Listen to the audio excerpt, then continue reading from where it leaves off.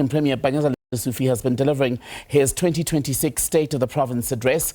Let's take you to SABC News reporter Mbalenhle Mthethwa, who was in the room as that was going on. So Mbalenhle, he started off by addressing the water crisis in Gauteng. What else did Lesufi have to say? Well, certainly the water crisis in Gauteng is one of the biggest challenges, and he has apologized to the residents of Gauteng for the challenges that they have faced, not only in the city of Johannesburg, but the challenges of water shortages span across the province, all the way to the West Rand, all the way to Ekurhuleni, and even the city of Tshwane and other areas. But what was quite interesting is the issue of trying to secure investment within the province. Now, we understand that Gauteng is the economic hub of the country, where generally the biggest chunk of the country's GDP is actually generated by this very province, and it is very important to then be able to provide basic services. The Premier in his address speaks of opportunities that they have created for investors to come in and create job opportunities, speaking about investments from the automotive industries as well as the steel industry, talking about these manufacturing opportunities that are going to be opening up in other parts of Gauteng, not only in Ekurhuleni but also in Johannesburg and other areas. Speaking about Nissan having made it public that it does plan to leave the country, the Premier saying that he has reached out to Chinese manufacturer Cherry to basically bring forward an assembly, rather a plant, to put together a plant, or to assemble rather their vehicles in South Africa, as opposed to bringing vehicles that have been fully assembled, which is obviously going to create a very huge challenge when it comes to the economy, because if we are only going to be consumers of finished goods, it means that we do not create jobs in the country. We need to be able to create jobs, and there needs to be an opportunity for these vehicles to then be assembled, and for that skills development to be passed through to the residents of Gauteng. We've also heard the mayor of the city of Ekurhuleni getting a special mention for the work that he has done with regards to holding those who have been implicated in allegations of corruption at the Madlanga Commission, that getting a special recommendation and being commended publicly. Those are some of the issues. And one other municipality that has also been commended is the Midvaal, a municipality that is led by the Democratic Alliance. The Premier thanking the municipality for working hand in glove and working very closely with the government of local, or rather provincial, unity in Gauteng, even though it is not led by the Democratic Alliance. Now, it seems as though the Premier is really adamant that those water challenges will be resolved. But not only will they be resolved, but there are also plans to ensure that jobs are created within the province, and investment is also brought into the country.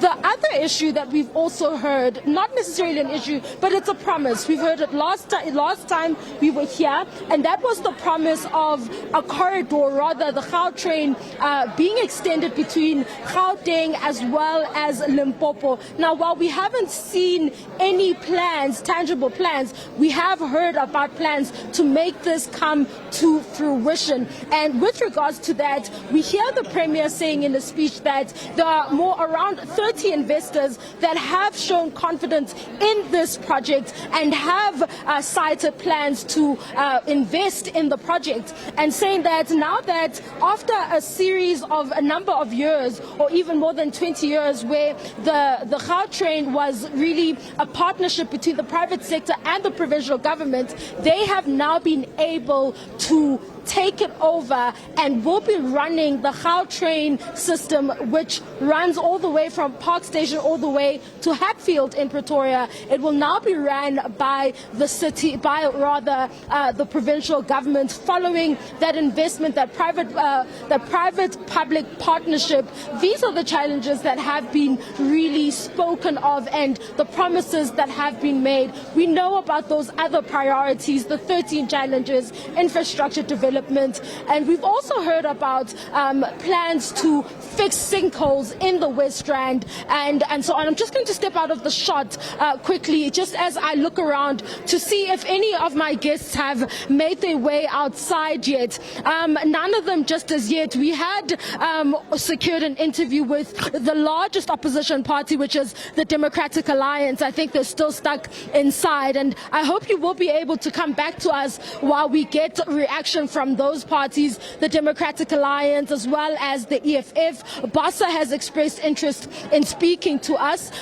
We do certainly hope you'll be able to come back to us. But for now, Tembegile, I'm told that time is up, and I hope we will be able to continue this conversation and get reaction from those particular parties. You know that they believe that these are just promises and nothing tangible will come out of this. We need to hear it from their mouths and, just get their views on the state of the province. It's back to you in studio. Mbalenhle, I know we do have to go, but very quickly, one of the other issues that has come up that a lot of people in Gauteng are looking forward to is the deployment of the military to assist with the fight against illegal mining and perhaps more devastating, the impact that gangsterism has had on communities in the province. And it came up again in the speech from the Premier, thanking the President, right?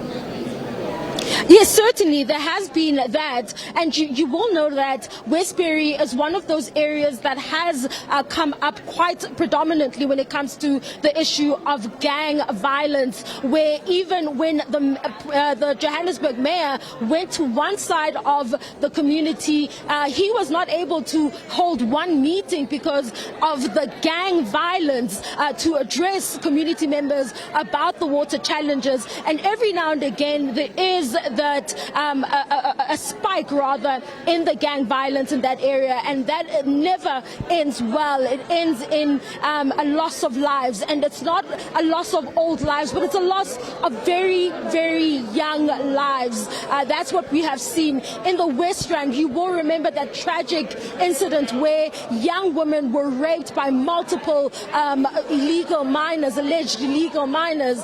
That was a sad situation which really warranted the need for stronger law enforcement officials on the ground and more boots on the ground. Community members living in illegal mining areas live in fear of guns and being caught in the gun battles that take place between rivaling gangs that are trying to take over the mines and so on. And that is the situation in mining communities. People living in fear for their lives, and the guns that never stop. So it is a welcomed initiative, but the opposition parties say that this is a failure, an indication of the province's failure to do away with crime and to ensure the safety of residents, especially since the Department of Community Safety now falls under the Office of the Premier.